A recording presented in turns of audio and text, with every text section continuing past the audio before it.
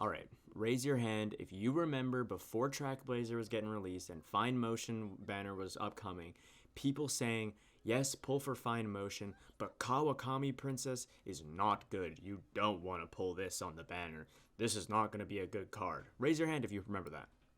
Just me? Well, I remember that clear as day. I remember that clear as day.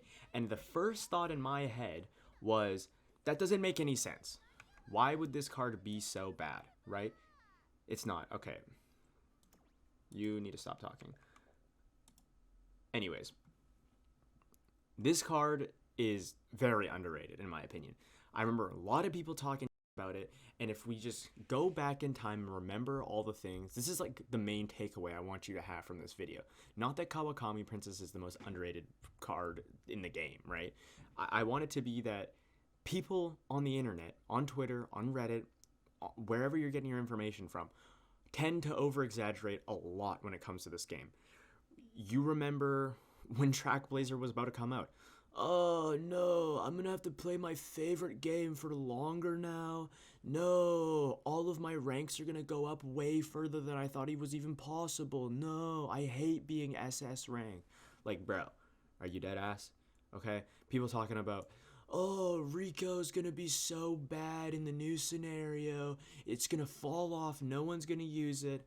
And then you go look at the top UGs right now on like the top 10 players with the all UG teams, and you're gonna see Rico in like every one of those decks pretty much. Same thing with this card. I remember so vividly on the banner, everyone's talking about, oh, this card is ass, don't pick it up, blah, blah, blah, blah. You know what I did? I saved more carrots, and I'll say it right now. I spent a little extra money to do extra pulls on this banner just so I could MLB Kawakami and Fine Motion. And I'm really happy I did, because immediately 10% race bonus. This is already better than like half of the speed cards that you have to choose from because it has 10% race bonus, right? Like, increases speed gain when training together by 1. Increases initial speed when beginning a career playthrough by 20, right? Like, this is good. Race bonus, this is good. Friendship bonus, this is good, right? Fan bonus, I don't really give a fuck, but it's there. 25 initial speed. Initial stats are so good, especially if you're running Kita, who gives you no initial stats. Like, you're going to want to have initial speed, right? Mood effect, 30%. Like, if we go look at the events, right? Look at this, bro. Mood up, +5, right? Or you get the skill points and a shitty red skill, which is better than nothing, right? But like, this is like the first thing that appears. So a lot of the time, it's going to be one of the first events that you come across in your run, right? So more often than not, that's hitting pre-debut. So you want the mood up, amazing mood up. I'll take anything that gives me mood up early on, right? Power bonus. This is huge for being able to max out your power to max without ever having to touch power. You know what I mean? It just allows you to get so much more stat boost on your early turns, right? Like when you're actually tapping power. Initial friendship gauge 30, like, could be better, but like, again, we're not complaining, because like some of the better cards in the meta right now have initial friendship of 30 or lower, right? Standard distance, great green skill. Like that's gonna proc on every team trials race pretty much. I think it's everyone. Preferred position, pace chaser, soft step, medium, tactical tweak, pace chaser. Like, very heavy on pace chaser, but again, like, we're playing Trackblazer now, right? You're getting the hints and skills you need for whatever style of runner you have, regardless, right? Stat gain, like, you just get that shit. Sick. You know what I mean? Tether, center stage. This is a great skill for pace chaser and front runners. Having that increased navigation early race just allows you, especially like when like everyone's rocking like really high wit, it just makes it so much easier to move around and not get blocked early on in the race. Because if you get blocked early on in the race, like, your race could be cooked, right? And this just avoids that. Again, a gold skill too. We just always take gold skills. It's like 330 something skill points, or not skill points, rating. So not the best for like rating points wise, but still a gold skill, still over 300. We're taking that, right?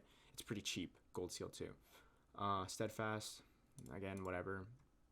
It's not really why we're here. like plus stats, 15 on guts and speed alongside center stage is like really good. Like that's so good, especially if you get it early. Like I'll hit this early sometimes, and it just pops. Like it's just so useful to get the extra guts, right? And you take the speed when you can get it, right? So very good. Random events, mood. What's better than one mood up? Two mood up events, right? Steadfast plus 10 energy, super useful. Let's say you don't want steadfast because it's kind of a mid skill. 10 energy, right? Like no one's complaining about a free 10 energy, right? Like who cares?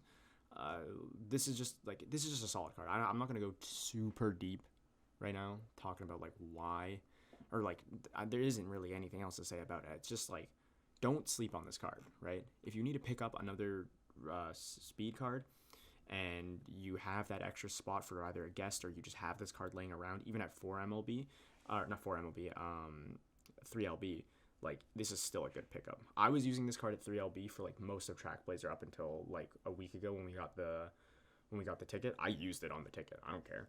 Like I'm not trying to like wail out here. So like like I'm gonna take MLB speed cards when I can, especially ones that are as good as this, because this is still gonna be good. Like after like Mant, like this was a good card before Mant, and it's in my opinion a better card now because the 10% race bonus is just so much more useful.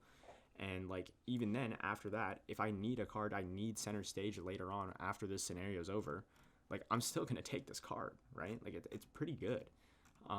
So don't sleep on it. And my main thing is just like don't sleep on like anything, okay? If you're seeing that something is going to be really shit or something is shit and don't get it, don't blah blah blah blah blah, and you have it, don't listen to a random person on the internet, right?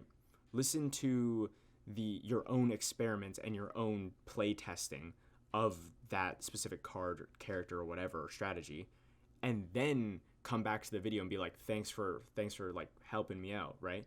But like don't just like blindly follow some random advice, right? Don't blindly follow my advice, right?